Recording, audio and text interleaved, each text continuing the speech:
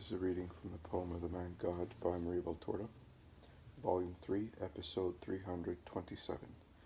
Arrival at Alexandroscene, 12th of November, 1945.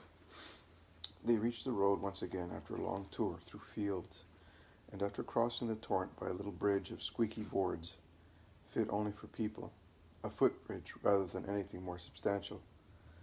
And they continue walking along the plain, which becomes narrower and narrower as the hills come closer to the coast. So much so that after another torrent with the usual essential Roman bridge, the road leaves the plain and becomes mountainous and forks at the bridge. One road, which is not so steep, runs northward along a valley.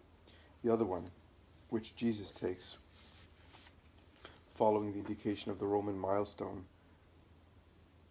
Alexandroscene, VM, is a real flight of steps in the steep, rocky mountain, the sharp ends of which drop into the Mediterranean, while the view of the sea becomes wider and wider as they climb.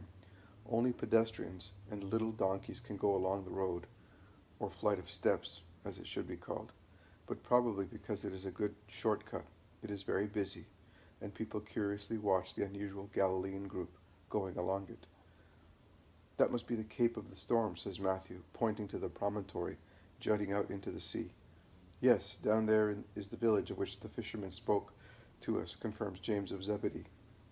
"I wonder who built this road. Who knows how long it has been here? Phoenician work, perhaps.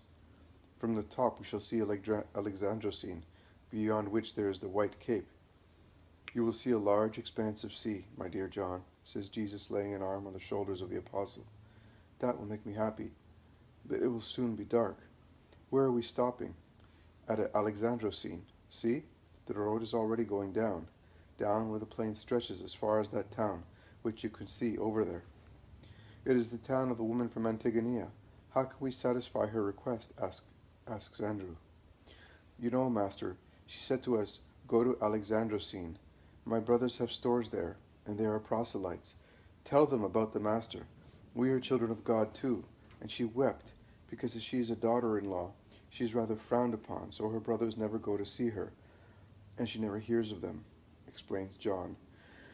"We will look for her brothers. If they welcome us as pilgrims, we shall be able to satisfy her. But how can we prove that we have seen her?"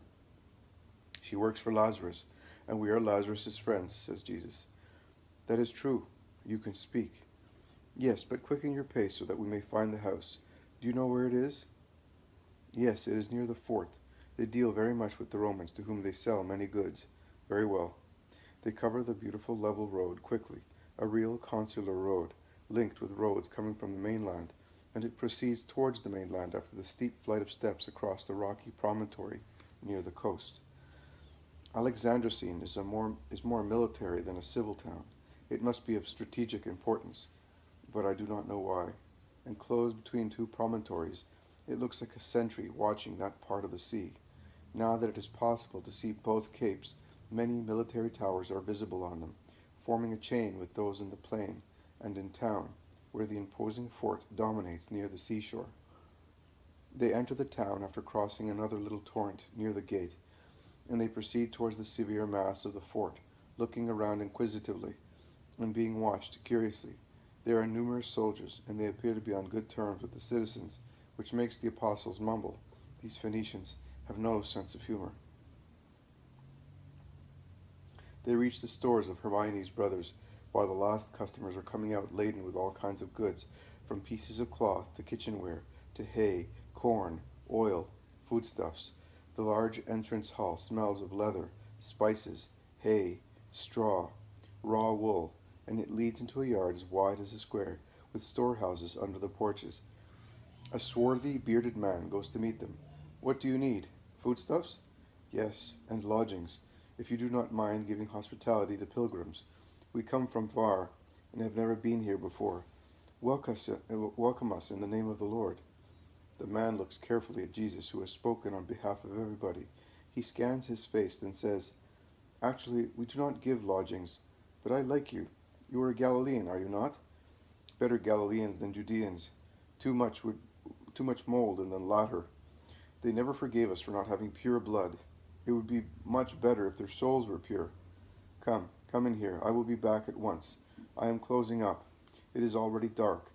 It is in fact twilight, and it is even darker in the yard overlooked by the powerful fort.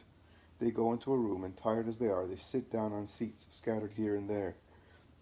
A man comes back with two more brothers, an older and a younger one, and shows them the guests, who stand up, greeting, saying, "Here they are. What do you think?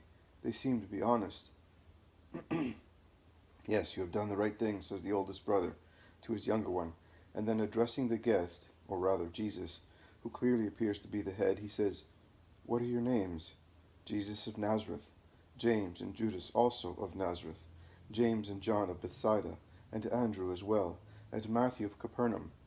How come you are here? Persecuted?" "No, we are evangelizing. We have been all over Palestine, more than once, from Galilee to Judea, from one sea to the other, and we have been beyond the Jordan as far as Haran. We have now come here to teach." "A rabbi here? It's amazing, isn't it? Philip and Elias?" asks the oldest brother. "Yes, very." "To which caste do you belong?" "To none. I belong to God. The good people of the world believe in me. I am poor, and I love the poor, but I do not despise rich people, whom I teach to love, to be merciful, and to be detached from riches, as I teach the poor to love their poverty, trusting in God, who does not let anybody perish. Among my rich friends and disciples there is Lazarus of Bethany." "Lazarus? A sister of ours is married to one of his servants." "I know. That is also one of the reasons why I came, to tell you that she sends you her regards, and loves you." "Have you seen her?" "I have not, but these who are with me were sent to Antigonea by Lazarus." "Oh, tell us, how is Hermione? Is she really happy?" "Her husband and mother-in-law are very fond of her. Her father-in-law respects her," says Judas Thaddeus, "but he does not forgive her mother's blood. Say so." "He is about to forgive her. He praised her very highly, and she has 4 lovely, kind children who make her happy. You are always in her heart, and she asked us to bring you the divine Master." "But what? Are you the one who is said to be the Messiah?" "I am." "You really are the... We were told in Jerusalem that they call you the Word of God. Is that true?" "Yes, it is." "But are you the Word for those over there, or for everybody?"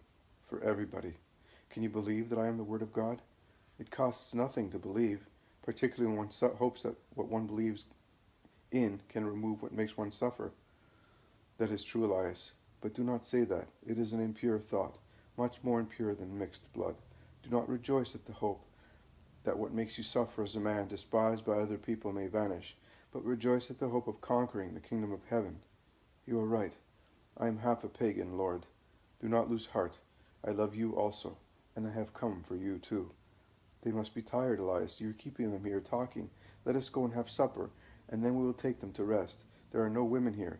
None of the women from Israel wanted us, whereas we wanted one of them. Forgive us, therefore, if the house will seem cold and bare.